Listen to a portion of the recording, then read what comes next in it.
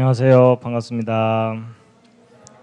옆에 앉은 분들과 인사를 나누시겠습니다. 반갑습니다. 잘 오셨습니다.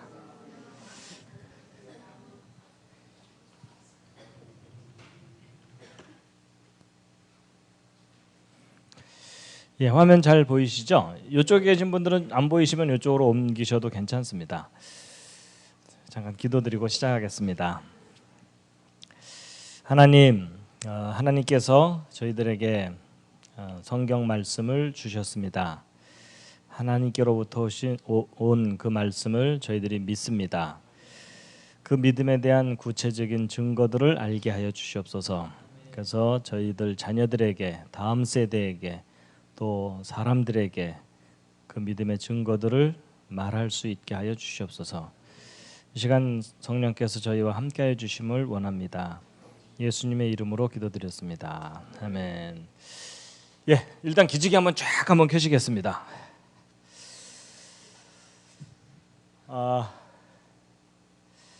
자, 그리고 참석하신 모든 분들을 환영합니다. 환영의 꽃도 준비했습니다.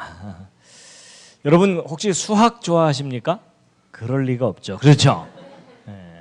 근데 오늘은 제가 수학적인 얘기를 좀 하려고 합니다. 여러분 사람들은 과학적이다 그러면은 신뢰를 합니다. 그렇죠? 근데 여러분 과학에서 가장 정확한 과학이 수학입니다. 맞죠?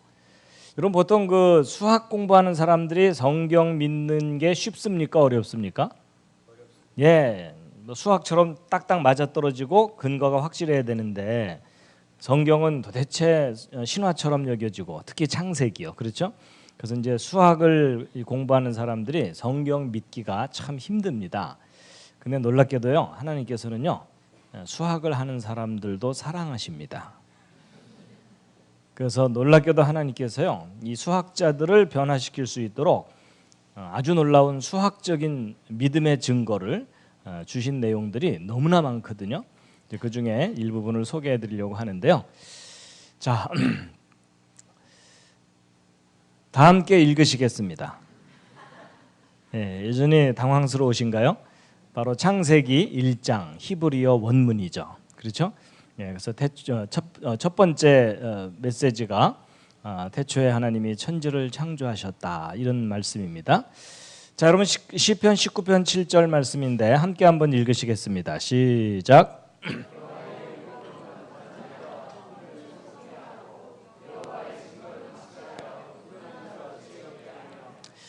여러분 창조자 하나님이 사람들에게 주신 율법, 법이죠. 그 법이 어떻다고요? 완전하다는 겁니다. 근데 여러분 저 율법은요, 이제 넓은 의미로는 하나님 말씀 전체를 말하지만 좁은 의미로는 모세 오경입니다. 모세가 기록한 5권의 책이죠. 근데 오늘날 현대인들이 이 5권의 책 중에 가장 믿기 힘들어하는 것이 창세기입니다. 창세기도 12장 이후에 아브라함 얘기부터는 잘 믿어요. 복 받으려고. 그렇죠? 근데 창세기 1장부터 11장까지 그 이야기를 신학자들조차도 신화처럼 생각하는 경우가 많아요. 그렇죠? 그리고 이제 성경 중에 가장 허술한 기록처럼 생각하고요. 왜냐하면 제일 오래됐으니까. 그렇죠? 그래서 이제 그다지 정확한 기록이 아니다. 이렇게 생각하는 사람들이 참 많은데요. 자, 여러분이 가지고 있는 성경이 정말 진리의 말씀이라고 믿고 계십니까? 그럼 여러분이 평소에 읽고 계시는 그 성경책에는 틀린 데가 있나요, 없나요? 여기서 지혜롭게 대답을 잘 하셔야 됩니다. 사실 여러분이 가지고 있는 그 개역 개정 성경은 틀린 데가 꽤 많습니다. 저게 무슨 소리냐? 여러분 잘 판단하셔야 돼요. 여러분 성경이 완전하다는 것은 원본이 완전하다는 거지 번역된 성경들은 오류들이 꽤 있어요. 맞죠? 여러분 만약에 여러분이 가지고 있는 성경이 완전한 성경이라면 개역 개정판 내면 안 되죠. 그렇죠? 완전한 성경을 누가 감히 개정을 해요? 여러분 개정을 했다는 얘기는 뭐 틀린 데가 있으니까 고쳤다는 뜻이거든요. 그래서 여러분 우리가 분명하게 알아야 될 것은 성경이 완전한다는 것은 원본이 완전하다는 거지 번역본은 완전하지 않습니다. 동의하십니까? 동의하건 안 하건 사실입니다. 그렇죠? 예. 근데 정말 성경 원본이 완전하냐 이거예요. 예? 예. 그리고 그 완전하다는 말은요. 적어도 두 가지가 확보돼야 돼요. 보존이 완전하게 됐느냐 하는 거예요. 그러니까 모세가 맨 처음에 기록한 그 모세오경하고 우리가 가지고 있는 성경이 일치하는 거냐 그거예요. 여러분 그 옮겨 적기 해본 적 있으시죠? 받아 적기 제대로 되든가요? 안 됩니다. 그렇죠? 문장이 길수록 틀리는 데가 많아져요. 그럼 성경도 수차례 반복해서 옮겨 적고 옮겨 적었을 텐데 맨 처음 기록한 것과 지금 기록한 것이 과연 일치하겠느냐? 만약에 일치하지 않는다면 변질된 거예요. 그렇죠? 변질됐다는 것은 완전하지 않다는 뜻이에요. 그 다음에 두 번째는 뭐냐면 완벽하게 보존됐다 하더라도 그 내용이 정말 진실된 내용이 맞느냐, 과학적으로 검증해도 역사적으로도 사실이냐 이런 거예요. 자, 여러분 거기에 대해서 여러분이 가지고 있는 성경에 대해서 얼마나 확신하십니까? 뭐 일단 믿고 버티고 계시죠. 그렇죠? 예.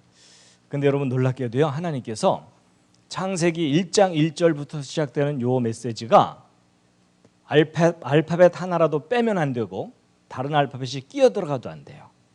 기록된 그대로 완전한 기록이라는 놀라운 증거를 저 기록 속에 비밀처럼 담아두셨어요.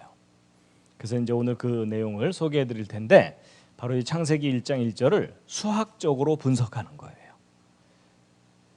여러분 창세기 1장 1절을 수학적으로 분석한다는 말은 처음 들어보시죠? 예. 아마 오늘 머리에 쥐가 나실 거예요. 각오하시기 바랍니다. 자, 근데 처음부터 어려운 얘기하면은 금방 짐 싸서 가실까봐 좀 시원한 장면을 좀 보여드릴게요. 여러분 이제 추워지고 있는데 조만간 눈이 오겠죠? 예, 눈이. 근데 여러분 이 언덕에 평범해 보이지만 보물들이 쌓여 있어요. 그게 바로 저 눈송이들이거든요. 여러분 눈송이를 현미경으로 들여다보면요 이렇게 아름답습니다. 맨눈으로 보는 세계하고 현미경으로 보는 세계가 정말 달라요. 여러분 눈 결정들입니다. 여러분 좀 감탄 좀 해주세요. 어떻게 그렇게 감성이 메마르셨습니까? 예? 와, 여러분 놀라운 디자인 아닙니까? 그렇죠? 예, 황홀한 디자인입니다. 여러분 눈송이가 맨눈으로도 보여요. 여러분 한방눈 내린 거 팔에 이렇게 내린 거 이렇게 보면요, 그 결정체가 맨눈으로도 보입니다. 그리고 그 눈송이를요 일반 현미경으로 보면 이게 뭉개져서 보이거든요. 근데 주사전자 현미경이라는 특수한 현미경으로 입체 구조를 볼 수가 있어요. 여러분 눈송이의 입체 구조를 여러분이 보시는 거예요. 그 밖에도 여러 가지 결정 구조들이 많이 있고요. 이건 꼭 장미꽃처럼 보이죠? 이게 이 쌀이눈 같은 것의 결정이에요. 그리고 이제 드디어 감성이 살아나셨어요. 예. 그리고 이제 이건 일반 그 금속 결정 같은 건데 확대하고 계속 확대하면 새로운 세상이 펼쳐집니다. 이런 식으로. 참 우리가 하나님 만드신 세상이 정말 기가 막혀요. 그리고 이제 가느다란 실에 이렇게 결정이 생기는 경우들이 있거든요. 여러분 요런 거 그대로 디자인해서 이 브로치 같은 거 하면 참 좋겠죠. 예, 매력적이죠. 자, 여러분 하늘에서 눈이 내리고 있습니다. 근데 여러분 지금 여기 쌓여 있는 이 눈송이들 중에 똑같은 모양의 눈송이가 하나도 없다는 거 아십니까? 마치 전 세계 모든 사람이 지문이 다르듯이 눈송이마다 미세하게 조금씩 개성이 있어요. 차이가 있습니다. 자, 근데 여러분 이 눈송이들을 가만 관찰하면요 뭔가 좀 공통점이 있는데 기본적으로 몇 각형이죠? 육각형 내지는 육각별 모양이죠. 오각형 없죠. 사각형짜리도 없죠. 뭔가 하나님께서 어떤 원리를 두셔서 저런 모양을 하고 있겠죠. 예.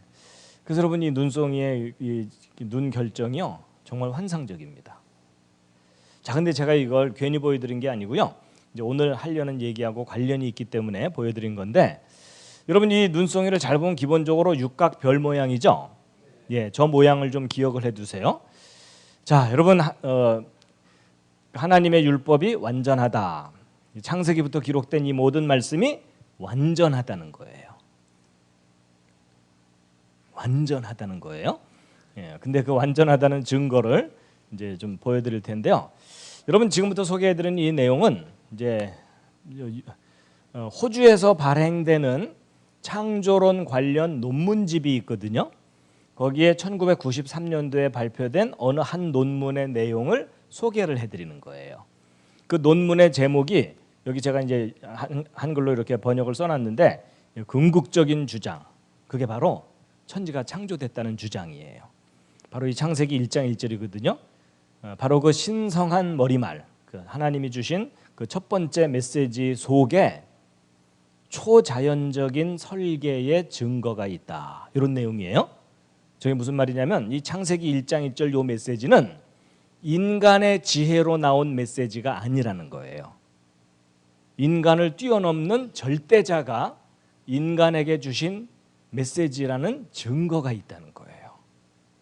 그러니까 여러분, 많은 사람들이 정말 이 성경이 신으로부터 온 메시지냐, 거기에 대해서 의심을 품죠. 그렇죠?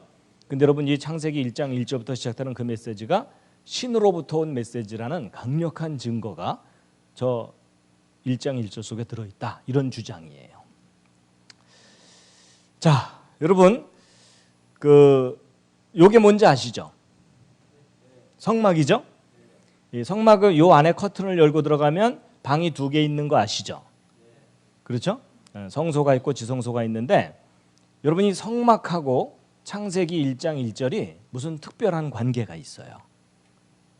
자, 그 다음에 여러분 오른쪽에 아래에 있는 국기는 어느 나라 국기인지 너무나 잘 아시죠? 이스라엘 국기인데 여기 육각 별이 그려져 있죠? 저걸 무슨 별이라고 표현하죠? 다윗의 별이라고 하죠? 근데 여러분 이 다윗의 별이 어떤 메시지를 담고 있는 별이라는 거 아십니까? 오, 아주 솔직해서 좋으십니다. 예. 여러분 저 다윗의 별이 어떤 특별한 메시지를 담고 있어요. 이제 오늘 그거 알려드릴 거예요. 예. 자, 여러분 창세기 1장 1절 요 히브리어 요 메시지를 수학적으로 분석한다는 말이 좀 의아하게 여겨지는 사람들이 있을 거예요. 근데 놀랍게도 히브리어는요 수학적 분석이 가능한 알파벳이에요. 왜냐하면 이제 히브리어를 조금 배워보신 분들 알지만 히브리어 알파벳은 기본적으로 22개가 있거든요. 근데 희한한 것은 각 알파벳마다 고유한 숫자 값들이 붙어 있어요. 여러분 우리말 기역, 니은, 디귿이나 영어 A, B, C, D에 숫자 붙어 있다는 건 들어본 적이 없죠. 그렇죠? 뭐 기역은 1, 뭐 니은은 2 이런 거 없잖아요. 근데 히브리어는 놀랍게도 알파벳 자체가 숫자예요. 그래서 알파벳만 가지고도 숫자를 표현할 수가 있어요. 그래가지고 규칙적으로 1부터 10까지, 10에서 100까지, 100에서 400까지. 그래가지고 알파벳 자체가 숫자라서 이런 걸 뭐라고 표현하냐면 알파 뉴메릭 시스템, 알파벳이면서 숫자다, 이런 뜻이에요. 예. 근데 저런 특징을 가진 문자가 히브리어만 있는 게 아니라 헬라어, 그리스어, 그다음에 라틴어, 이런 옛날 알파벳들이요 저런 속성을 갖고 있어요. 그래서 우리는 알파벳하고 숫자가 따로 독립돼 있지만 알파벳이 그냥 숫자인 통합된 시스템이에요. 자, 그래가지고 여러분 히브리어가 숫자적인 속성이 있다는 내용이 성경에도 나와요. 그래서 그 대표적인 예가 뭐냐면 여러분 그 마태복음 1장에 예수님의 족보가 자세하게 나오죠. 여러분 보통 사람들이 이제 성경 한번 읽어보려고 마음 먹었다가 구약은 너무 두꺼우니까 신약이 상대적으로 얇으니까 요거부터 읽어보자 하고 첫 페이지를 펼치는 순간 곧바로 닫아버려요. 그렇죠? 그건 왜 그렇죠? 예, 성경이 재미있는 책인 줄 알았더니 뭐 낳고 너무 지루하게 족보가 쭉 나오니까 지겨우니까 덮는 경우들이 많죠. 근데 어쨌거나 여러분 마태복음 1장을 펼치면 예수님의 족보가 나오는데 아브라함과 다윗의 자손 예수 그리스도의 족보다 이러면서 줄줄줄 나오잖아요. 그런데 그렇게 지루하게 족보가 나오다가 17절에 이 족보에 대한 정리가 되어 있는 게 나와요. 그래서 아브라함부터 다윗까지가 14대고 다윗부터 바벨론 포로까지가 14대고 바벨론 포로부터 예수님까지가 14대다. 이래갖고 14라는 숫자가 3번이나 반복해서 나오죠. 그렇죠?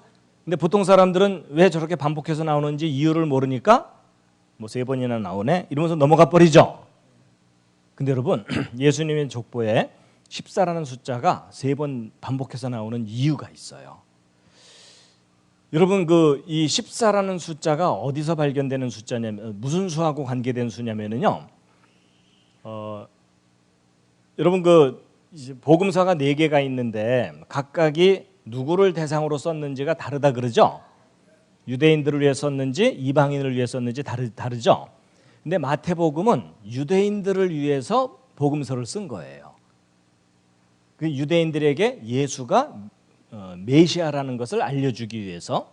근데 유대인들은 전통과 족보를 목숨처럼 중요하게 여겨요. 그렇죠? 그러니까 예수님을 소개하려면 족보부터 소개해 줘야 되는 거예요. 그래서 첫 번째 나오는 게 아브라함의 자손이라는 거죠. 왜냐하면 여러분 이스라엘 사람들은요. 자기 동족 메시아가 자기 동족에게서 나와야 돼요. 그러니까 이방인이 자기들의 메시아일 수가 없어요. 그러니까는 일단 이 예수는 동족이다. 그 얘기부터 해주는 거예요. 그 다음에 다윗의 자손이라는 얘기는 뭐냐면 여러분 다윗은 이스라엘 사람들이 가장 존경하는 왕이에요. 맞죠? 그리고 오실 메시아를 상징하는 왕이죠. 근데 이 예수가 다윗의 자손이라는 얘기는 왕족이란 뜻입니다. 맞죠? 그러니까 당신들의 왕이 될 혈통을 가진 존재다. 이제 이 얘기부터 해줘야 되는 거예요. 그런데 여러분 다윗이란 이름을 히브리어로 표현하게 되면 이렇게 되거든요. 이게 이제 히브리어 오른쪽에서 왼쪽으로 읽어가니까는 영어로 표현하면 DWD예요. 그래서 다위드 이렇게 되거든요. 근데 이 알파벳들의 숫자 값을 여기서 찾아보면은 4하고 6하고 4죠. 그럼 요 세 숫자를 더하면 얼마예요? 그게 14예요. 다윗이라는 이름의 숫자 값이 14예요. 그러니까 여러분과 저한테는 좀 낯선 얘기지만 이스라엘 사람들한테는 요 정도는 상식인 거예요. 자, 그러면 이제 여러분 예수님의 족보에 왜 14라는 숫자가 3번 나왔는지 약간 짐작되는 게 있죠. 바로 이 예수가 예언된 그 메시아다. 그 얘기 해주는 거예요. 당신들이 가장 존경하는 그리고 메시아가 다윗과 같은 왕의 모습으로 올 거라고 믿고 있었거든요. 그러니까 다윗이라는 이름의 숫자 값으로 예언된 바로 그 메시아다. 이해되시죠? 그래서 여러분 예수님 족보에 14가 왜 3번 나왔는지 이제 아시게 됐죠? 예. 그래서 성경 속에 이렇게 좀 숨겨진 내용들이 있어요. 자, 그런데 그래서 근데 이런 특징이요. 히브리어만 있는 게 아니라 헬라어도 있다 그랬죠. 그래서 그 중에 하나를 소개해 드리면 여러분 예수라는 이름을 헬라어 신약 성경에는 헬라어로 예수스라고 돼 있거든요. 근데 헬라어도 알파벳마다 숫자 값이 있어요. 그래갖고 이 예수스의 각 알파벳의 숫자 값을 요 표에서 찾아서 요거를 싹 더하면 예수라는 이름의 숫자 값이 나오거든요. 자, 각자 출신 초등학교의 명예를 걸고 예, 요 6개의 숫자를 더하면 얼마가 나올까요? 이게 재미있게도 888이에요. 평범한 숫자는 아니죠. 여러분 888 하면은 저 비슷한 형태의 숫자가 계시록에 나오죠. 뭐죠? 666이죠. 여러분 그 666은 사탄의 숫자이고 부정적인 의미의 숫자죠. 그렇죠? 근데 바로 그 666과 대비가 되는 숫자가 저 888이에요.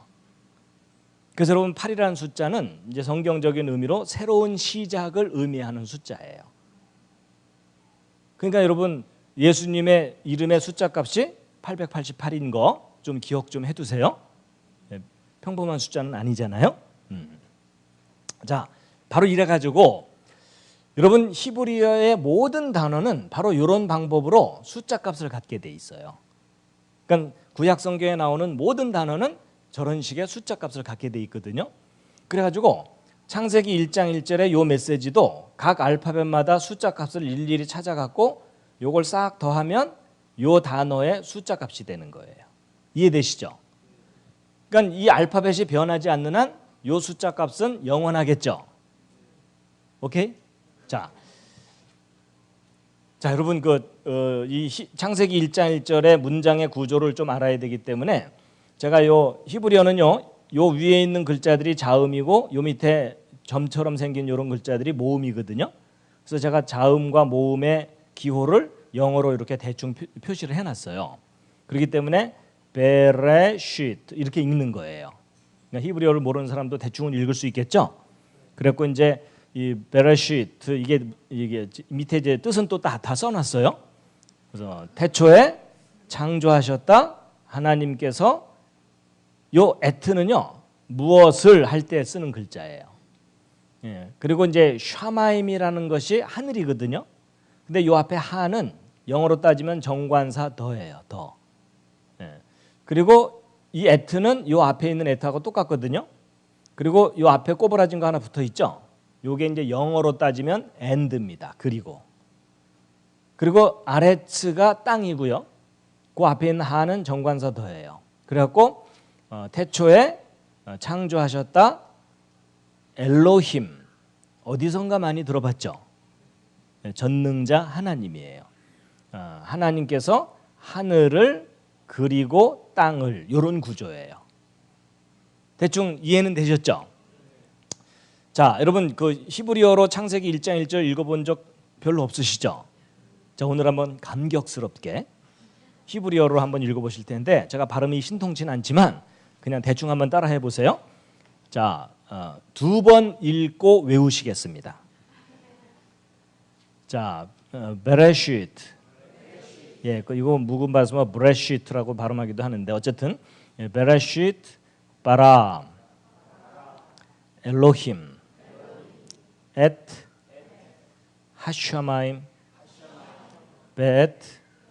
예, 이게 이제 독일식으로 발음하면 베트고요. 영어식으로 하면 웨에트고 뭐 이렇습니다. 베트 하아레츠. 자, 한번.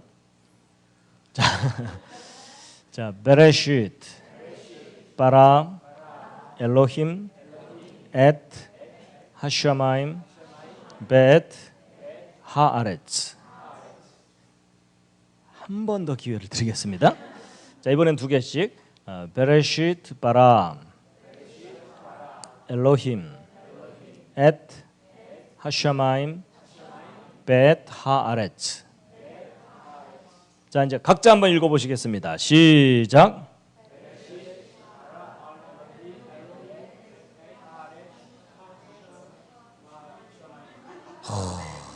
어쨌거나 여러분 드디어 방언이 터졌습니다. 자, 이래가지고 여러분 창세기 1장 1절을 구성하고 있는 단어가 모두 7개의 단어거든요. 그럼 7개의 숫자가 있겠죠? 근데 놀랍게도 이 숫자들 속에 비밀이 담겨 있는 거예요. 바로 이제 그 얘기를 할 텐데, 근데 이제 이런 거예요. 여러분 만약에 여러분 이 점을 좀 검토해 볼 필요가 있어요. 여러분 우리 한글이 맨 처음 세종대왕이 만들었을 때는 아레아라는 것도 있었고 사이시옷도 있고 그랬었죠. 근데 역사가 흘러오면서 몇 개가 빠졌죠. 근데 만약에 히브리어도 맨 처음부터 22개가 아니라 뭐 24개 있었는데 중간에 몇 개가 중간에 빠져나갔다면 이 규칙성이 깨지죠. 그럼 이 규칙성이 그때그때마다 변한다면 창세기 1장 1절을 수학적으로 분석한다는 것이 별 의미가 없겠죠. 그러니까 우리가 먼저 무엇을 좀 확인해 봐야 되냐면 이 알파벳 개수와 순서가 역사 속에 변한 적이 있는지 없는지를 검토해 볼 필요가 있어요. 그래야 우리가 헛수고를 안 하잖아요. 그렇죠? 그래가지고 이제 그걸 좀 확인시켜 드리면, 자, 여러분 보세요.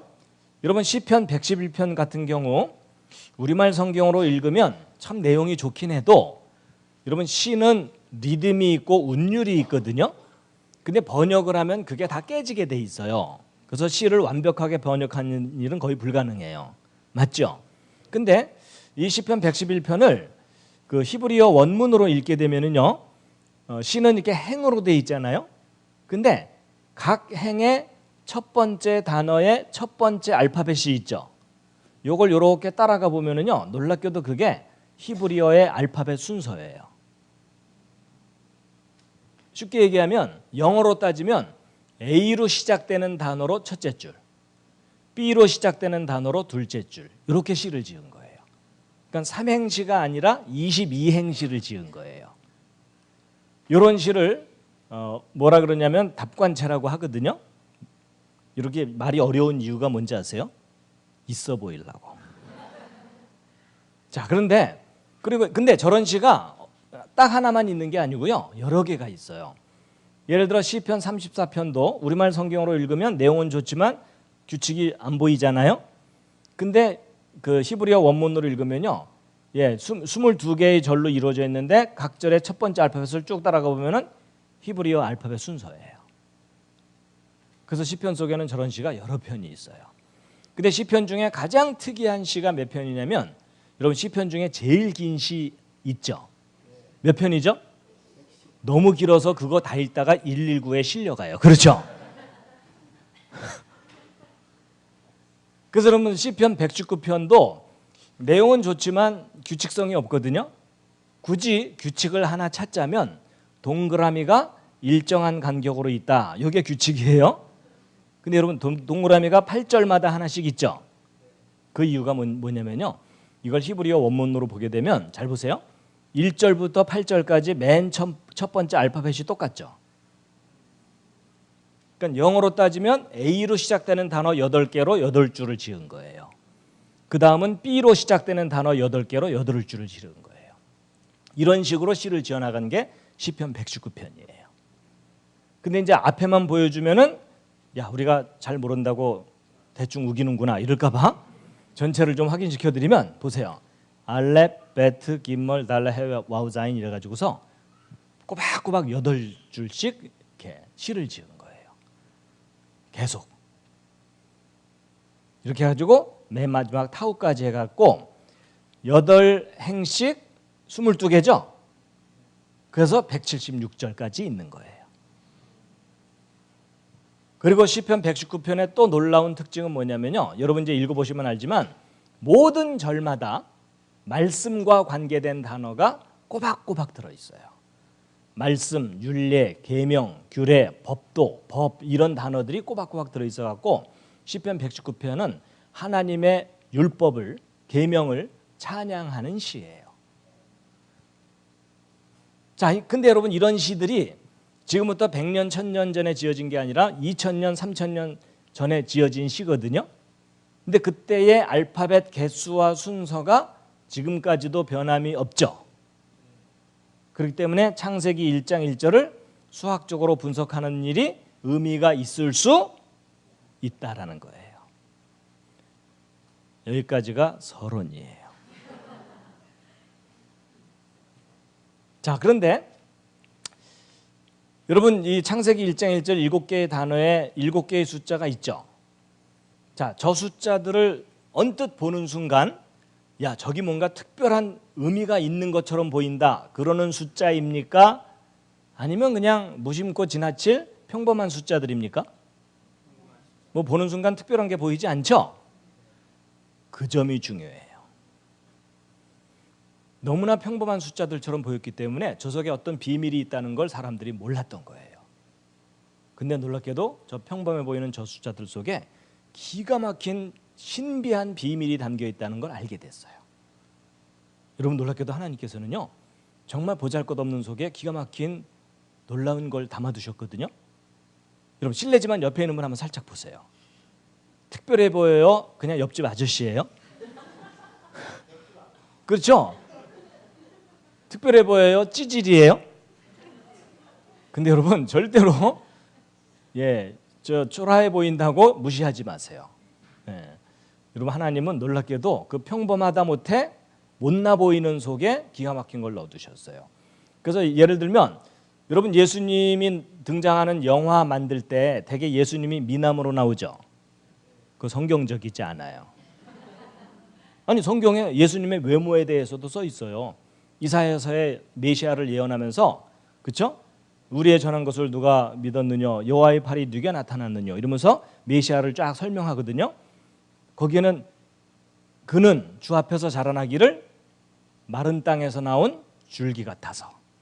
여러분 메마른 땅에서 나온 줄기치고 제대로 된 거 보셨어요? 아주 보잘것없어요. 맞죠? 그리고 우리의 보기에 흠모할 만한 것이 없도다 이렇게 돼 있죠? 그러니까 예수님은 외모를 볼 때에도요 매력이 없는 사람이에요. 이해되시죠? 그런데도 여러분 예수님은 닮고 싶으세요? 그래서 여러분 여기 계신 분 중에 비교적 잘생긴 분들은 예수님을 닮은 사람들이 아니에요. 자, 이제 그런 건데 자, 파일을 좀 바꾸고요. 어떻게 재밌어 보입니까?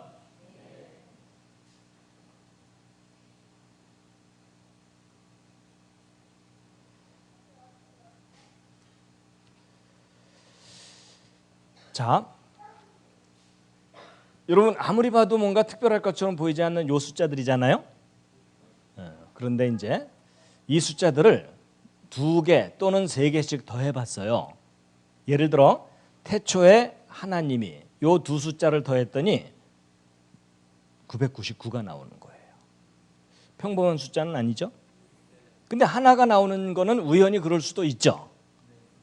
근데 이번에는 이 하늘을 창조하셨다. 요 세 숫자 있죠. 그걸 더해봤더니 또 999가 나오는 거예요. 약간 우연이 아닌 듯한 느낌이 들죠. 그리고 이번에는 하나님, 하늘, 땅 요 세 숫자를 더했더니 777이 나오는 거예요. 자, 그리고 하나님, 하늘 그리고 요 세 숫자를 더했더니 888이 나오는 거예요. 자, 하나만 나왔으면 무시할 수 있는데 4개나 나오니까 좀 이상하죠. 여러분 숫자에 대한 아무 개념이 없는 분들은 에이 뭐 우연히 저럴 수도 있지. 근데요, 여러분 숫자에 대해서 조금 감각이 있는 사람들은 저게 절대로 저런 현상이 일어날 수가 없어요. 여러분 여러분이 실험을 해보셔도 괜찮아요. 여러분이 이제 매일매일 하루 종일 아무 숫자나 7개를 쓴 다음에 그 중에 2개, 3개씩 더했을 때 이런 규칙성이 있는 숫자가 4개가 나올 수 있는지를 실험을 해보세요. 평생 동안 해도 저런 현상이 안 나타나요. 확률적으로 안 일어나는 일이에요. 그 정도가 아니라 대한민국 국민 전체가 평생 동안 해도 저런 현상이 나올 수가 없어요. 그렇다는 얘기는 누군가가 저 메시지 속에 저 숫자적인 비밀을 넣어두었을 거라는 거죠. 누가 그랬을 것 같아요? 하나님일 가능성이 좀 있죠. 자, 근데 왜 이런 숫자들이 들어있는지를 좀 알아야 되겠죠. 자, 이런 숫자들의 기본 숫자가 111이죠. 111의 7배, 8배, 9배잖아요. 근데 이 111이 이제 무엇과 관계된 수냐면요. 여러분 이 동전을 이렇게 가운데 하나 두고 거기다가 똑같은 크기의 동전을 옆에 붙이면은요 6개가 정확하게 딱 붙습니다.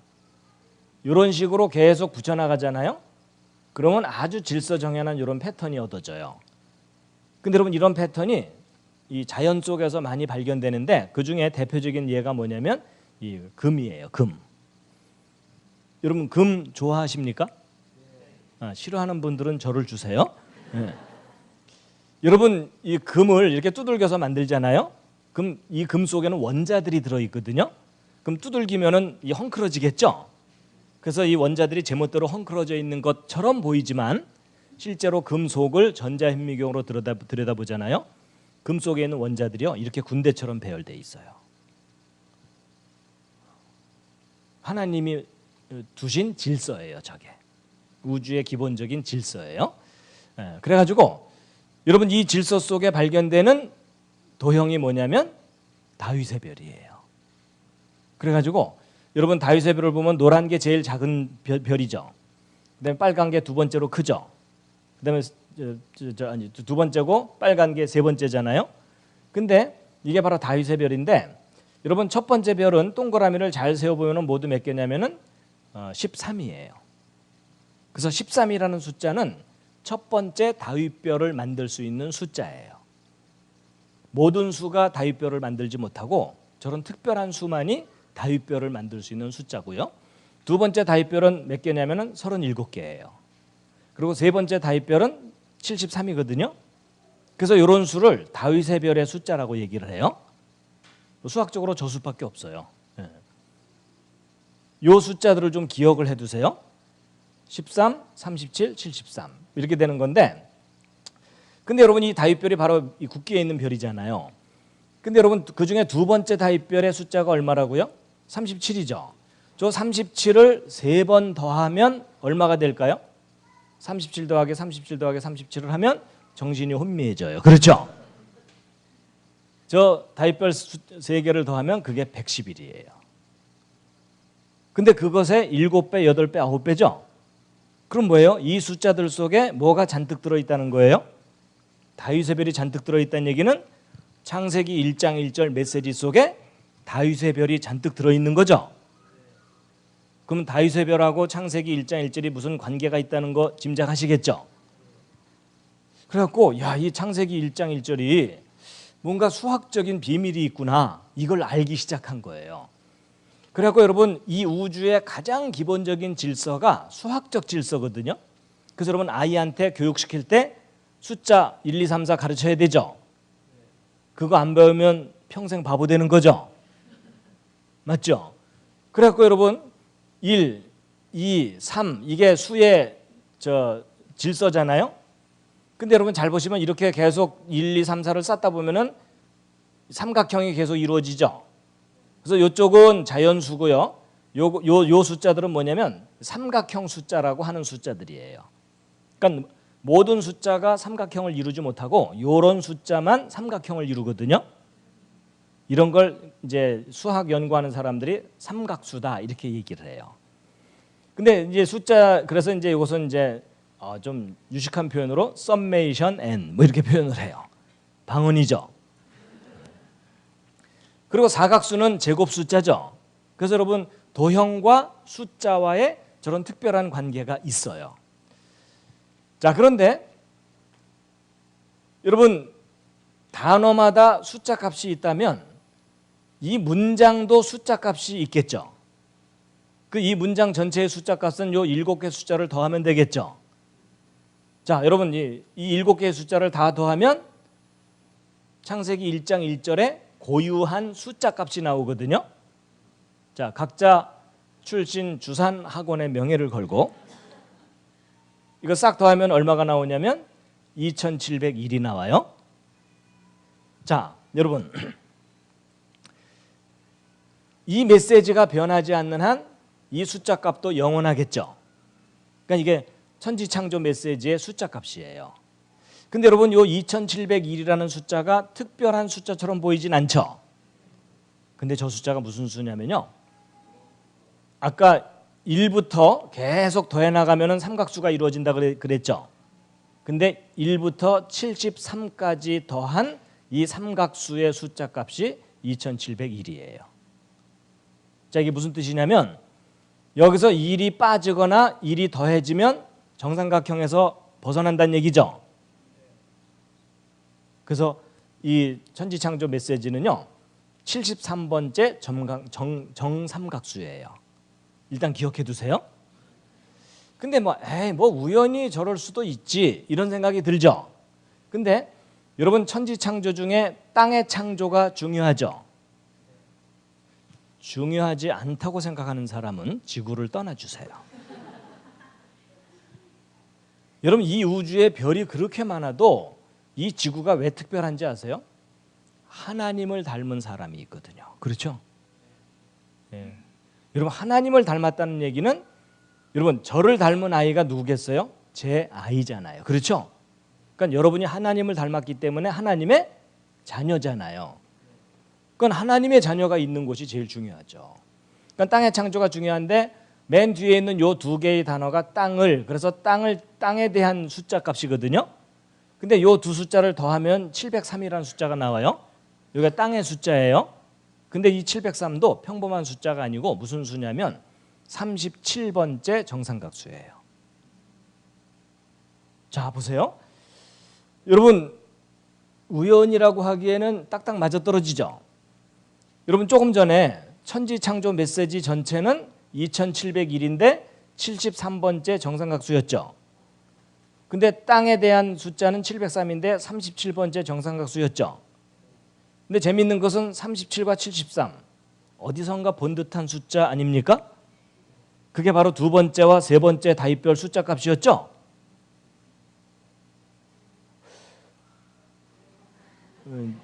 약간 머리가 아파오는 듯 하면서 근데 뭔가가 있는 것 같은 느낌이 들죠. 근데 더 놀라운 건 또 뭔지 아세요? 이 37과 73을 곱하잖아요. 그럼 도로 2701이 돼요.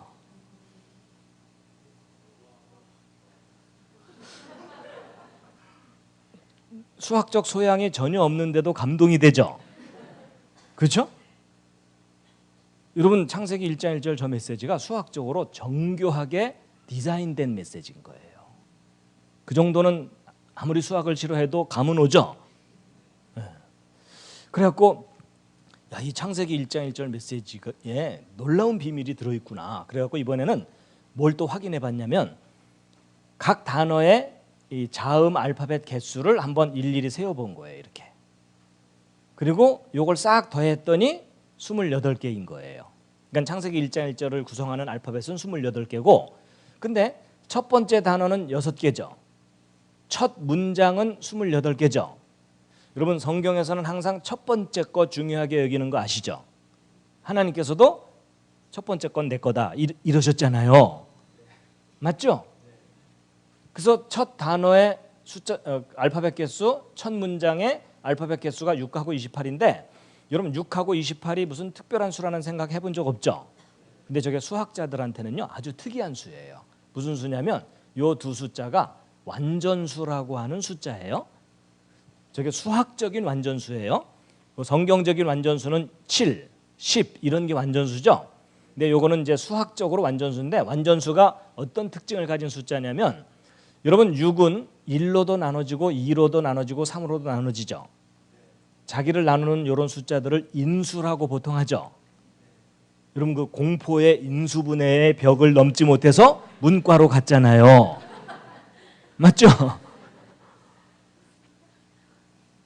근데 자기를 나눌 수 있는 이런 숫자들을 싹 더하면 자기 자신이 되는 이런 수를 완전수라 그래요.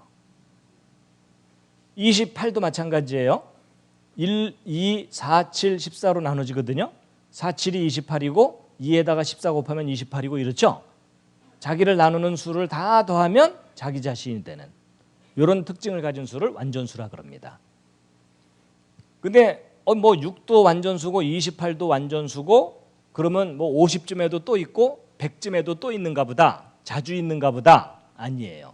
여러분 이런 특징을 가진 완전수는 1부터 3천만까지의 3천만 개 숫자 중에 4개밖에 없어요. 아주 독특하고 드문 숫자가 완전수예요. 바로 요 3천만까지 4개밖에 없거든요. 근데 희한하게도 완전수 중에 첫 번째 완전수가 첫 단어의 알파벳 개수고 두 번째 완전수가 첫 문장의 알파벳 개수인 것도 우연일 수도 있겠지만 이제 분위기상 우연이 아닐 것 같은 느낌도 좀 드시죠? 더군다나 이 6하고 28이 무슨 수냐면요. 아까 정삼각수 말씀드렸죠?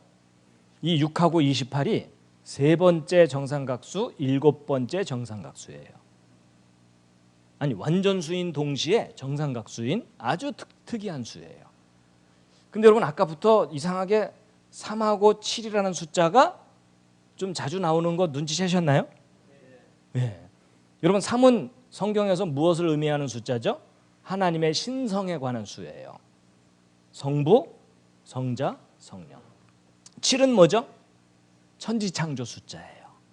6일 동안 창조하시고 하루를 쉬셨기 때문에 우리가 그것을 기념해서 전 세계 사람들이 일주일 단위로 생활하고 있잖아요. 맞죠?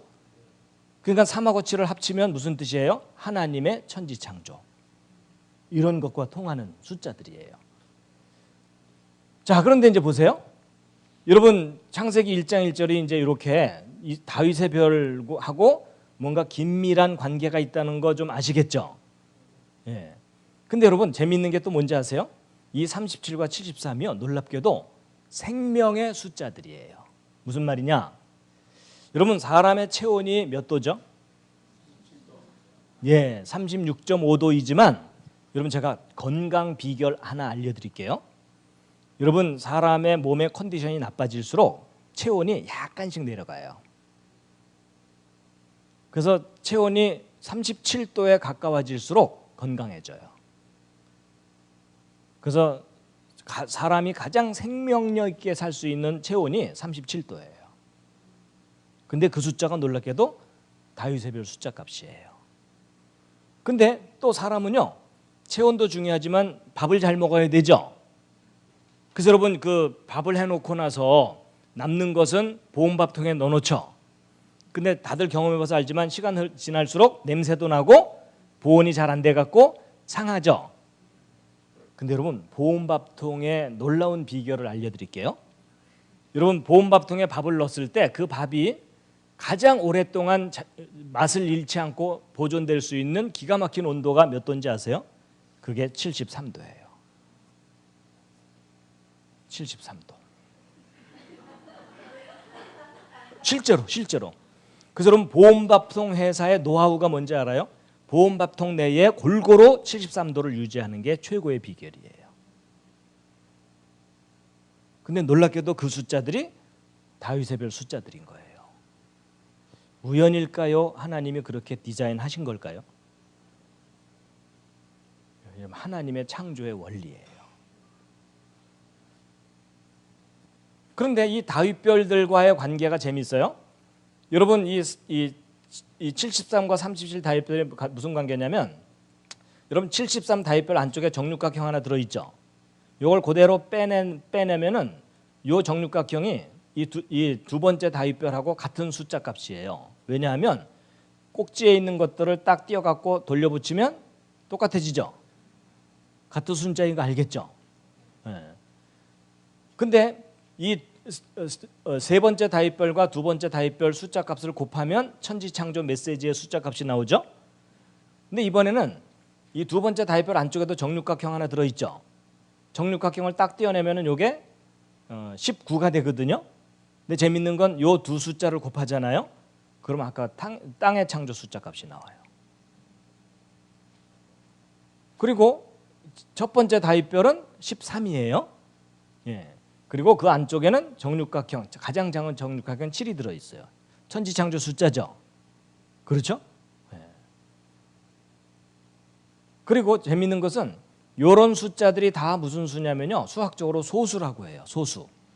소수는 무슨 숫자이죠? 안 나눠지는 숫자예요. 1과 자기 자신 이외의 정수로는 안 나눠지는 숫자. 지금 대부분이 정신을 잃으셨지만 제가 어쨌든 계속 설명을 해드리는 거예요.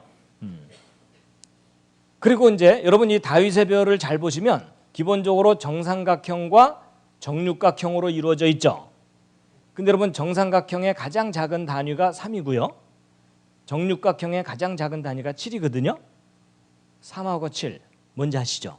하나님의 천지창조. 여러분 다윗의 별은 하나님의 천지창조를 상징하는 별이거든요. 그리고 재미있는 건 또 뭐냐면, 여러분 이 과학자들이 우리가 살고 있는 이 우주를 분석을 해봤어요. 그랬더니 이 우주가 물리적으로 세 개의 요소로 짜여져 있어요. 그게 뭐냐면 시간과 공간과 물질이에요. 그렇죠? 근데 재미있는 건 이 시간은 과거, 현재, 미래라는 세 가지 속성이 있죠. 공간은 X, Y, Z 세 축이 필요하죠. 그리고 물질은 기본적으로 고체, 액체, 기체라는 세 가지 형태가 있죠. 여러분 이 우주가 희한하게도 333 이렇게 짜여져 있어요. 그래서 일부 과학자들은, 성경을 믿는 과학자들은요, 하나님의 삼위의 속성이 그분이 만든 피조물에 저와 같은 패턴으로 표현된 거라고 이해를 하기도 해요.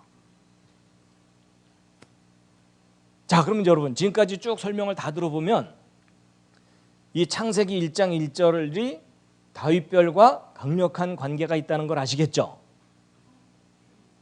그렇죠? 그러면 이제 이게 무슨 말이냐면 여러분 이스라엘 국기에 다윗별 그려져 있잖아요. 이 다윗별이 무슨 메시지하고 관계 있다고요? 창세기 1장 1절인 거예요. 자, 저게 이제 무슨 말이냐면 여러분 저 자동차를 타고 길을 가다가 골목을 딱 들어가려고 그랬더니 이런 표시가 있는 경우가 있죠. 무슨 뜻이죠? 이쪽으로 들어오지 말라는 뜻이죠. 근데 이쪽으로 들어오지 말라고 글로 써놓을 수 있지만 저런 사인을 그려놓는 이유가 뭐예요?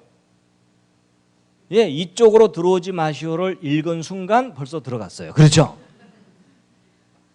근데 이런 사인을 딱 두게 되면 들어오지 말라는 메시지가 순식간에 떠오르죠. 그런 기능을 하는 것이 상징이고 기호예요. 그렇죠? 메시지를 순식간에 전달하는 어떤 상징적인 표시. 그렇죠? 그러면 잘 보세요. 태초에 하나님이 천지를 창조하시니라는 이 메시지를 순식간에 전달할 수 있는 도형이 뭘까요? 그게 다윗의 별이에요. 이해되시죠? 그럼 여러분 이게 무슨 말이에요? 이스라엘 국기가 펄럭일 때마다 무슨 메시지가 펄럭거리는 거예요? 태초에 하나님이 천지를 창조하시니라. 그 메시지가 펄럭거리는 거예요. 이런 거 잘 모르셨죠? 이스라엘 사람들도 몰라요. 이 원리를 다 이해를 해야 그걸 깨닫게 돼 있어요. 자, 그러면 여러분 보세요. 여러분 아까 제가 눈송이를 열심히 보여드린 이유가 뭐냐면 눈송이의 기본적인 모양이 무슨 모양이에요? 다윗의 별 모양이죠? 여러분 저 눈송이 누가 디자인하신 거죠? 하나님께서. 그렇죠? 근데 저 다윗의 별이 갖고 있는 메시지가 뭐라고요? 태초에 하나님이 천지를 창조하시냐는 메시지죠? 그럼 여러분 겨울이 돼서 하늘에서 눈송이가 내릴 때마다 무슨 메시지가 하늘에서 내려오는 거예요? 태초에 하나님이 천지를 창조하시니라. 이 메시지가 하늘에서 내려와서 세상을 다 덮는 거예요. 이럴 때 인용하는 말씀이 뭐냐면 귀 있는 자는 들을지어다.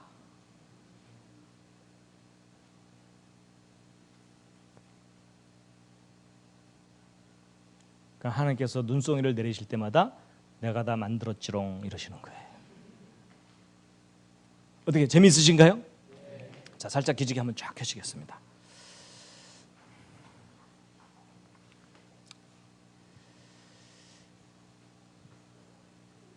여러분 창세기 1장 1절 히브리어 메시지 속에 이런 수학적인 원리를 누가 담아 두셨다고요? 하나님께서 담아 두신 거겠죠? 여러분 하나님께서 혹시 저걸 모르셨을까요? 일단 창세기 1장 1절 메시지를 사람들에게 주셨는데 나중에 과학자들이 저런 걸 발견해 내니까 하나님 깜짝 놀라셔갖고 저런 게 다 들어있었네? 그럴 상황은 아니죠. 그러니까 여러분 이걸 차분하게 잘 생각해보면 저거 다 누가 디자인해서 넣으신 거냐면 하나님이 디자인해 넣으신 거예요.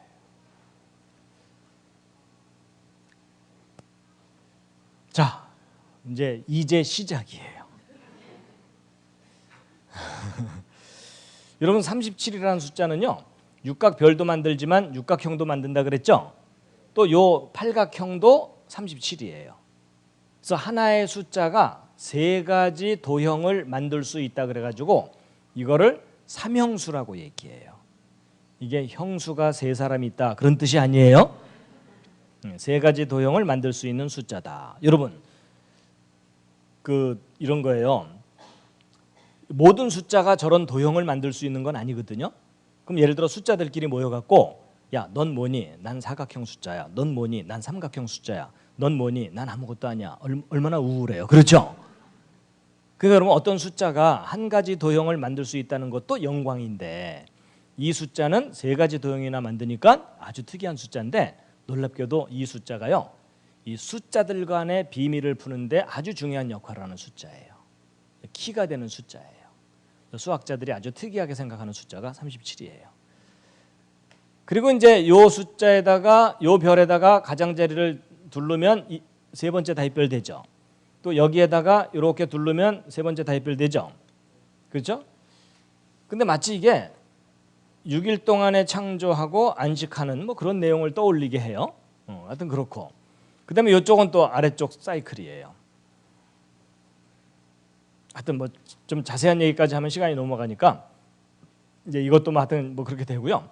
여러분 이제 37 안쪽에 있는 정육각형이 19라 그랬죠? 그렇죠?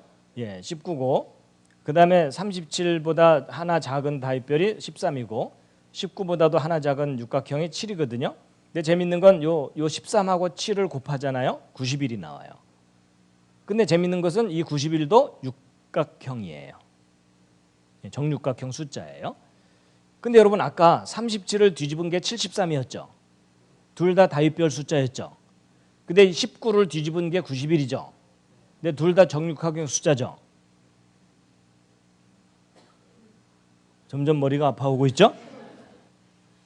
그리고 이제 첫 번째 다입별과 두 번째 다입별 사이를 연결해주는 요 숫자 값이 24고요.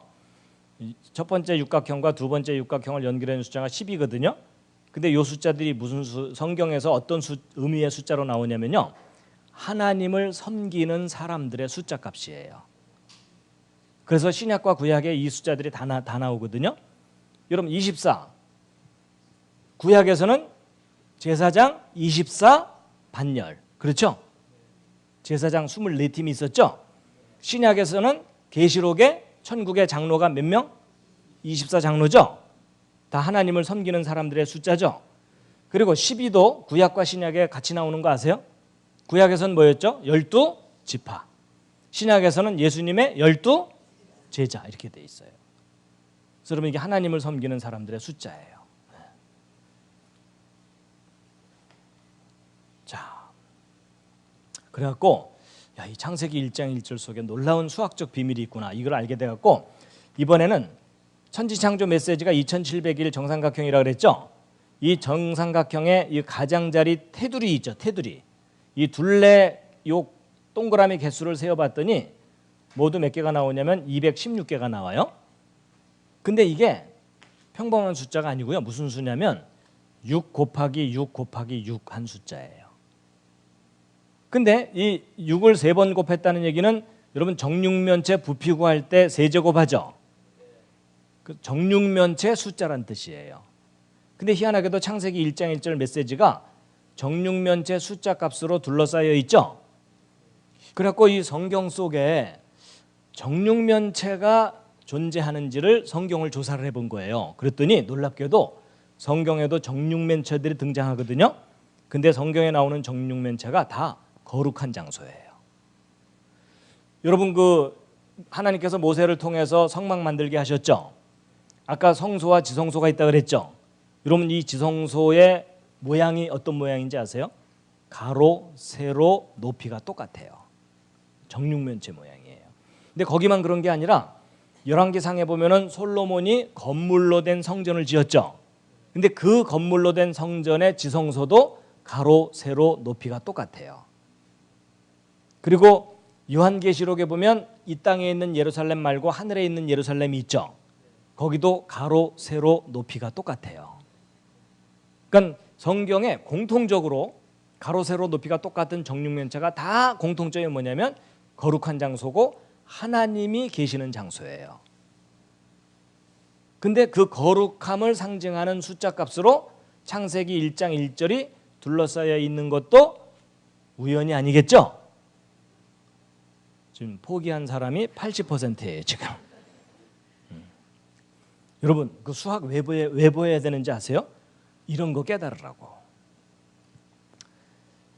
자, 그 다음에 여러분 창세기 1장 1절 메시지 중에 땅의 창조 중요하다 그랬죠. 여러분 이게 2700일 천지창조 삼각형이거든요. 그 중에 땅의 창조를 가운데 삼각형으로 두잖아요. 그러면 요 땅의 창조 값을 뺀 나머지 요 5개의 숫자 값이 1998이거든요.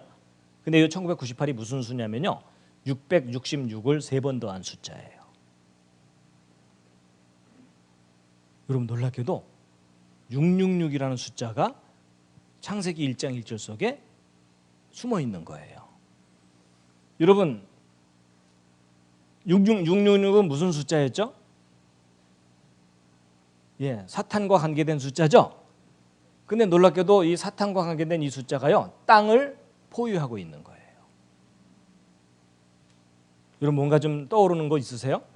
여러분 하나님은 하늘에 계시고 우리는 땅에 있잖아요. 맞죠? 하늘과 땅 사이에 커뮤니케이션, 교통을 해야 되죠. 근데 그걸 가로막고 있는 존재가 누구죠? 공중 권세 잡은 자들. 맞죠? 근데 그것을 의미하는 모양을 하고 있어요. 그리고 이제 잘 보시면 여러분 천지 창조와 땅의 창조는 좋은 뜻이죠. 그런데 이런 숫자들은요, 이걸 이루는 이런 숫자들을 보면요, 잘 보세요. 3하고 7을 더하면 얼마죠? 703을 더해도 73을 더해도 2701을 더해도 여러분 이 10이라는 숫자는 손가락 10개가 다 있어야 완전한 거죠. 저게 완전함을 의미해요. 근데 이 666과 관계된 이 숫자, 여러분 666은요 37번째가 아니라 36번째 정삼각수거든요. 그래서 36번째 정삼각수고 요 세 개를 더한 숫자는 1998이죠. 근데 재밌는 게 뭐냐면 3하고 6을 더하면 얼마예요? 9. 6 세 개를 더하면 18이죠. 근데 1하고 8을 더하면 얼마예요? 또 9가 나오죠. 그다음에 1998 더하면 9가 3개니까는 27이죠. 2하고 7을 더하면 얼마예요? 또 9가 나오죠. 계속 9가 나와요. 자, 여러분 성경에 나오는 모든 숫자가 의미가 있진 않아요. 근데 하나님께서 의미를 두신 숫자들이 있어요. 그래서 몇 개만 얘기해 드리면 여러분 1은 유일하다는 뜻이죠. 2은 증인의 숫자거든요. 근데 3은 하나님의 신성에 관한 수라 그랬죠. 근데 성경에서 4라는 숫자는 대개 반복적으로 무슨 뜻이냐면 땅의 숫자예요. 그리고 고난을 상징하는 숫자예요. 그래서 40일 금식기도, 40년 광야 생활, 이스라엘 자손이 400년 동안 나그네 세월을 지냈죠. 그래서 4라는 숫자는 이 땅에서 고난을 당하는 것을 의미하는 그런 수고, 이제 5는 또 축복과 기적의 수라고도 얘기하고 7이 천지창조 완전수라 그랬죠. 근데 6이 뭐냐면 안식이 없는 창조예요. 뭔가 불완전한 거죠. 그리고 여섯째 날 인간이 창조됐죠. 짐승과 인간이 창조됐죠. 그래서 그 6을 짐승의 수 또는 인간의 수라고 얘기해요. 그러면 이제 7이 천지창조 완전수죠. 근데 아까 8은 무슨 수라 그랬어요? 새로운 시작이라 그랬죠. 왜냐하면 6일 동안 창조하시고 하루를 쉬신 다음에 그 다음 날부터 창조된 세상이 이제 본격적으로 시작이 되는 거예요. 그래서 여러분 성경에 나오는 8이라는 숫자를 반복해서 들여다보면요, 다 새로운 시작인데 대홍수 심판 때 방주에 몇 명 탔어요? 그 8명 탄 사람들만 그 다음 세상을 새롭게 시작하죠. 여러분 유대인들은 태어난 지 며칠째 할례를 해요? 8일째죠. 그렇죠. 그리고 여러분 마태복음의 산상수훈에서 팔복 얘기하죠. 그 팔복이 다 뭐예요? 천국 얘기예요. 그렇죠. 천국에서 새롭게 시작하는 것을 의미해요. 그리고 아까 예수님의 이름값이 헬라어로 888이었죠. 예수님과 함께하면 새하늘과 새 땅에서 새롭게 시작한다는 얘기죠. 그래서 8은 새로운 시작을 의미해요. 10은 완전수죠. 9는 불완전한 수죠. 그래서 이 9는 거절의 수, 반역의 수 이렇게 이해를 해요. 그래서 여러분 문둥병자 10명을 고쳐줬는데 몇 명만 돌아와서 감사하다 그래요? 1명만. 안 돌아온 숫자가 몇 명이에요? 9이에요. 은혜를 거절함을 의미하는 숫자예요. 그리고 여러분 100마리의 양이 있었는데 한 마리 잃어버리니까 그거 찾으러 가죠. 찾아와서 잔치도 하고 그러죠. 이런 오늘날 경제적인 관념으로 보면은요, 그 손해 보는 일이에요. 그렇죠? 그 한 마리 찾으러 간 사이에 99마리 흩어지면 더 손해잖아요. 그렇죠? 그리고 갔다 와서 잔치까지 해야 되니까 양 몇 마리 또 죽여야 되죠. 그런데 왜 그 한 마리 찾아오는지 아세요? 남아있는 숫자가 몇 마리예요? 99이죠. 불완전함을 의미해요. 한 마리 잡아와야 완전함이 이루어져요. 우리가 하나님께 가려면 완전해야 가죠.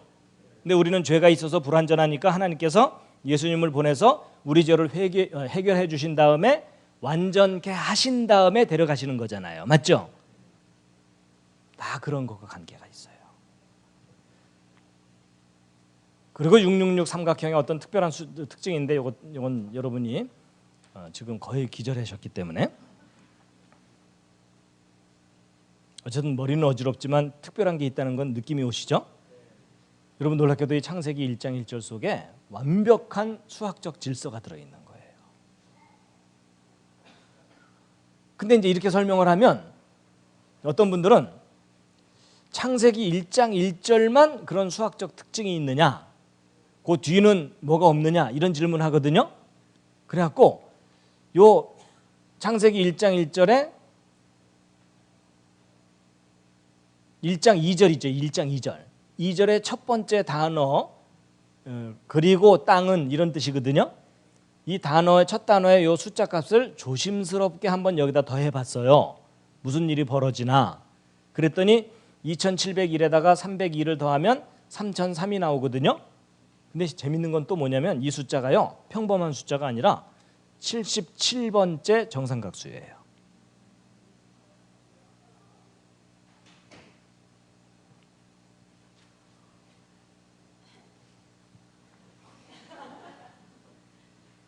아니 이게 평범한 일이 아니잖아요. 그래갖고 저게 도대체 무슨 뜻일까 생각해 봤더니 창세기 1장 1절만 완벽한 게 아니고 그 다음 메시지도 창세기 1장 1절과 완벽하게 조화를 이루면서 그 완전함이 이어진다는 개념이죠. 그래갖고 이번에는 이제 8번째 요 숫자 값까지 더한 요 8개의 단어가 있잖아요. 그 중에 요 앞에 3개가 뭐냐면 태초에 하나님이 창조하셨다 하는 기본적인 문장이고요. 그 뒤에가 피조물이거든요. 근데 요게 이제 5개의 숫자죠. 요 5개의 숫자를 싹 더했더니 1801이라는 숫자가 나와요. 근데 요게 또 평범한 숫자가 아니고 무슨 수냐면 창세기 1장 1절 정삼각형 2701 기억나시죠? 그 안에 들어있는 가장 큰 정육각형 있죠. 요걸 내접하는 정육각형이라고 표현하거든요. 근데 요 정육각형 숫자 값이 1801이에요. 그리고 이 정육각형은요, 이 가장자리 한 변의 길이가 25고요. 이 높이가 49고 요 가장자리 둘레가 144거든요. 근데 재밌는 건 25는 5의 제곱이고 49는 7의 제곱이고 144는 12의 제곱이죠. 근데 거기다가 5 더하기 7은 12 뭐 이렇게 돼 있어요. 지금 여러분 표정이 제발 그만 이런 표정.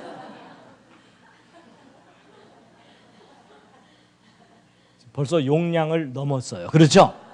지금 머리에서 열이 나기 시작해요 지금. 자, 그런데 이제 보세요. 여러분 요 별이 모두 몇 개냐면 이 큰 다윗별에 73개거든요. 이 73이 바로 세 번째 다윗별이었죠.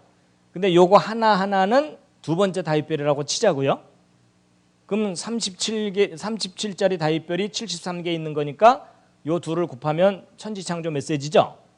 그러니까 이 별은요, 천지창조 메시지를 이제 하나의 별로 이중 다윗별로 표현한 거예요. 근데 이렇게 표현하고 났더니 또 재밌는 게 뭐냐면 여러분 이 파란색 중심 부분이 있고 빨간색 가장자리 둘레가 있고 또 까만색 요 경계가 있죠. 근데 요 파란색은 요 별의 개수가 19개고요.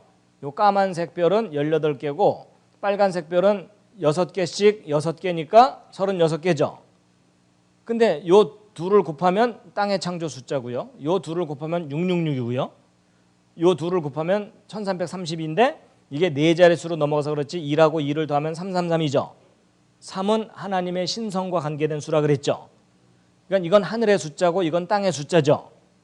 근데 희한하게도 하늘과 땅 사이를 뭐가 가로막고 있어요? 666이 가로막고 있는 거예요. 여러분 놀랍게도 이 666이라는 숫자가 계시록에만 나오는 줄 알았더니 창세기 1장 1절 히브리어 원문 속에 숫자 값으로 숨어 있는 거예요. 그럼 그게 무슨 말이겠어요? 하나님께서 창세기 1장 1절 메시지 속에 먼 훗날 있을 계시록에 있을 그 일을 감추어 두셨다는 뜻이에요. 분명히 하늘과 땅을 가로막고 있는 이상한 놈들이 있는 거예요. 그렇죠?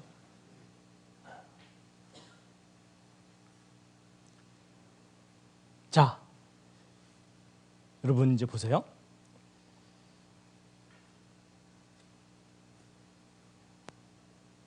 이제 정리를 해야 돼요. 지금 머리가 아프시지만 정리를 해야 돼요.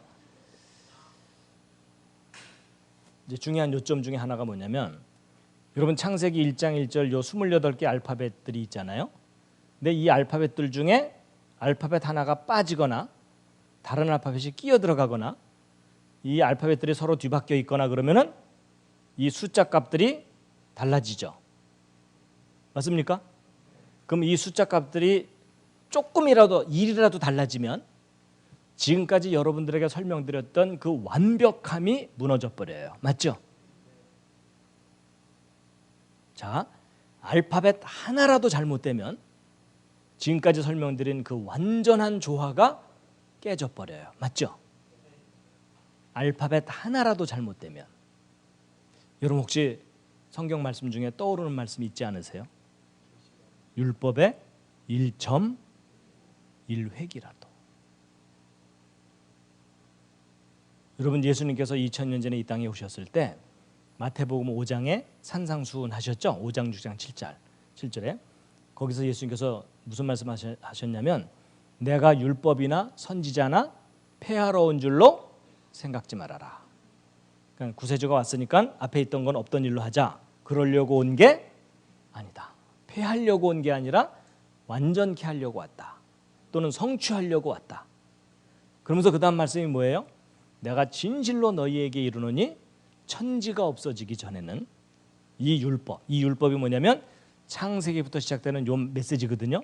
이 율법의 1.1획이라도 반드시 없어지지 아니하고 다 이루리라 하셨죠. 여러분 그 말씀이 사실이에요.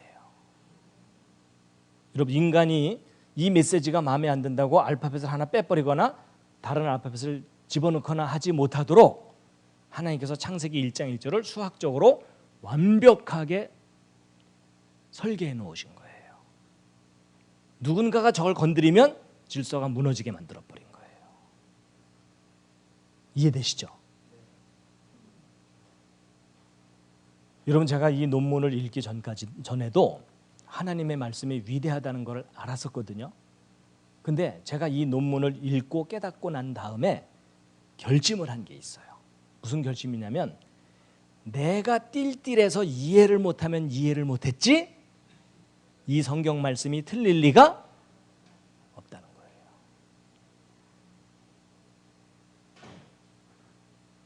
여러분 이 복음의 내용이 신약에 기록되어 있잖아요. 그렇죠? 근데 그 신약의 근거는 구약이잖아요. 근데 그 구약 중에서도 가장 기초가 되는 부분이 모세오경이잖아요. 그래서 예수님도 이 땅에 오셨을 때 모세의 글에 뭐라고 기록되어 있느냐? 너희가 모세의 글도 믿지 아니하면서 어떻게 내 말을 믿겠느냐? 모세의 글부터 믿으라고 하셨죠? 그러니까 모세오경은 여러분의 신앙의 가장 기초가 되는 기록이에요. 맞죠? 근데 그 모세오경 중에 가장 기초가 되는 부분이 창세기죠? 창세기 중에서도 가장 근본이 되는 것이 천지창조 이야기죠? 창세기 1장. 그렇죠? 근데 창세기 1장 중에서도 가장 기초가 1장 1절이죠. 근데 오늘날 현대인들이 나름대로 지식이 있다 그러면서 가장 무시하는 기록이 창세기죠? 이건 허술한 신화라고. 이런 허접한 기록을 어떻게 믿냐고. 가장 비과학적인 기록이라고 그랬죠? 근데 여러분 과학의 가장 기초 학문이 수학이죠. 수학적이란 얘기는 과학적이란 얘기죠. 여러분 창세기 1장 1절이 가장 수학적인 기록이에요. 맞죠? 그렇다는 얘기는 가장 과학적인 기록이에요. 그리고 가장 완벽하게 디자인된 메시지예요. 그렇죠? 맞죠? 여러분과 저의 신앙의 가장 기초가 창세기 1장 1절이거든요. 근데 그 메시지가 가장 완전해요. 맞죠? 다른 말로 표현하면 여러분이나 저나 얼떨결에 믿었는데 제대로 믿고 있다, 그 뜻이에요. 여러분 누가 이런 거 알고 믿었나요? 일단 믿고 버텼죠. 그렇죠? 아마 이 말씀이 진리일 거야 이러고 믿은 거예요. 근데 놀랍게도 그게 사실이었던 거예요. 여러분 여호와의 율법은 완전하여. 정말 완전합니까? 예. 사람들이 알파벳 하나 뺄 수 없도록 하나님이 완전하게 디자인을 해 놓으셨어요. 여러분 이제 이런 거예요. 이 뒤에도 이제 더 중요한 얘기들이 있지만 오늘은 시간이 됐기 때문에 여기서 마쳐야 되는데, 여러분 제가 이제 예전에 그 지구촌 교회 저 분당에 거기서 한 10년 동안 이 창조과학 아카데미를 운영했어요. 그래갖고 한 15주 정도 매주 하루씩 저녁 시간에 한 주제씩 강의를 한 거예요. 그래서 뭐 인류의 기원, 노아 홍수 뭐 이것저것 강의를 해서 한 10대 개를 하거든요. 근데 이제 요 내용은 여러분이 보기에도 어렵잖아요. 요 내용을 맨 첫 번에 강의를 했다가는 다 흩어져 버려요. 그렇죠? 그러니까 작전상 요 내용은 끄트머리쯤에 하게 돼 있어요. 일단 손님을 끌어야 되잖아요. 그렇죠? 그러니까 뭐 창조도 얘기하고 뭐 이렇게 이것저것 얘기하다가 이제 마지막에 부분에 요 강의를 하거든요. 근데 이제 그때 그 한 텀에 재미있었던 게 뭐냐면, 강의로 이렇게 듣는데 매 강의 때마다 저 뒷자리에 앉아서 아주 날카로운 인상을 한 아주 예리하게 생긴 분이 강의를 이렇게 듣다가 제 강의가 다 끝나고 나면 꼭 저한테 앞에 와가지고 이것저것 질문을 하면서 의문점들을 막 얘기를 하는 거예요. 그래서 이제 매번 그러길래 제가 매번 또 이제 성실하게 대답을 해줬어요.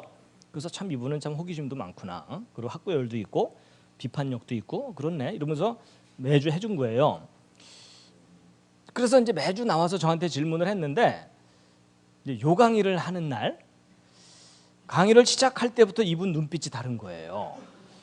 그리고 강의를 하는데 초집중을 하는 거야. 그래서 저분이 오늘따라 이상하네 이러면서 이제 저 강의를 했어요. 그런데 강의를 딱 끝나고 났더니 이분이 후다닥 저한테 오더니 하나님의 말씀이 위대한 말씀이라고 그날은 질문을 안 하고 고백을 하는 거예요. 그래서 이제 그때서야 제가 이제 이분이 어떤 분인지 물어본 거예요. 혹시 뭐 하시는 분이냐고 물어봤더니 서울대학교에서 수학 가르치는 교수예요. 이게 무슨 말이냐면, 여러분 수학은 일반 사람들한테는 아주 골치 아픈 내용이지만 그 사람은 너무나 익숙한 언어예요. 언어. 근데 제가 하는 이 내용들을 듣고 나서 이분이 그날 감전된 듯이 충격받은 거예요. 왜냐하면 수학적으로 너무나 완벽한 메시지거든요. 그리고 저게 인간의 지혜로는 절대로 저런 메시지를 생각해낼 수가 없거든요. 그렇죠? 이분이 그날 아주 큰 충격을 받은 거예요. 하나님의 말씀이 가장 수학적이고 가장 과학적이고 가장 완전한 기록이라는 것을 본인이 인정할 수밖에 없는 게 돼버린 거예요. 그리고 그날 이후로 더 이상 질문을 안 해요. 그분은 이게 해결이 돼버린 거예요. 가장 허술한 게 창세기라고 생각했는데 가장 완벽한 기록인 것이 자기 눈으로 확인이 됐잖아요. 그러니까 여러분 놀랍게도 하나님은요 수학자들도 사랑하십니다.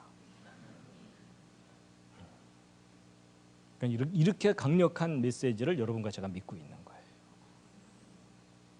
아직 절반 정도 했어요. 그렇지만 오늘은 여기서 10시 반까지죠? 예.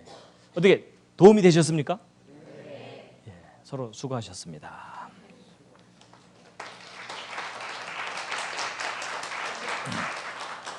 자, 아까 읽은 예수님의 말씀 함께 읽겠습니다. 시작. 내가 율법이나 선지자나 폐하러운 줄로 생각지 말라. 폐하러운 것이 아니요 완전케 하려 함이로라. 진실로 너희에게 이르노니 천지가 없어지기 전에는 율법의 1.1획이라도 반드시 없어지지 아니하고 다 이루리라.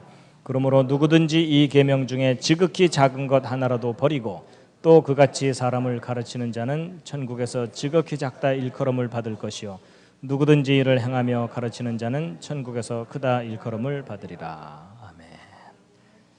자, 그 뒷이야기는 이제 잠깐만 소개해드리면요. 여러분 놀랍게도 음악이 있죠. 음악. 여러분 피아노 건반 속에 창세기의 그 숫자들이 숨어 있어요. 그리고 여러분 전 세계적으로 정보를 기록하기 위한 기본적인 용지가 A4 용지죠. 여러분 A4 용지 가로 세로 그 밀리미터가 어떻게 되는지 혹시 아세요?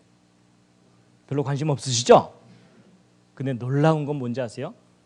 A4 용지 그 메시지의 그 가로 세로 치수 속에 창세기 1장 1절의 그 숫자들이 숨어 있어요. 여러분 정보 중에 가장 귀한 정보가 뭐예요? 하나님 말씀이에요. 맞죠? 하나님 말씀의 가장 기초가 창세기 1장 1절이죠. 근데 놀랍게도 현대 문명의 정보를 기록하기 위한 기본적인 종이가 A4 용지죠. 근데 A4 용지가 기가 막힌 그 가로 세로 그 밀리미터 그 숫자들이요. 창세기 1장 1절 그 숫자들과 강력하게 연관이 돼 있어요. 아이러니하게도 여러분 비밀이 너무 많아요. 하여튼 차근차근 조직의 비밀을 알려드리겠습니다. 제가 기도하고 마치겠습니다. 하나님, 세상 사람들이 가장 조롱하는 기록이 성경 창세기입니다.